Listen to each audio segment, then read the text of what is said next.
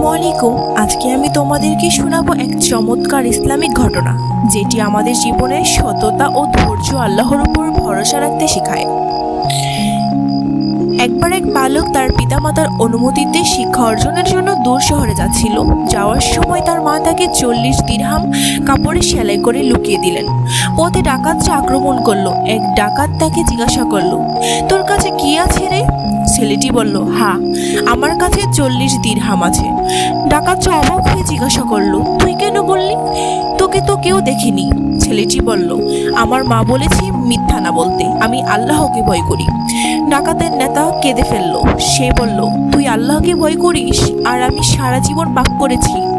সেই দিন থেকে ডাকাতরা তওবা করে সৎ পথে ফিরে এলো। এই গল্প থেকে আমরা এটাই শিখতে পারি যে সত্যবাদিতা আল্লাহর কাছে পছন্দনীয়। একজনের সততা দেখে অনেকের জীবন পরিবর্তন করতে পারে। ধন্যবাদ।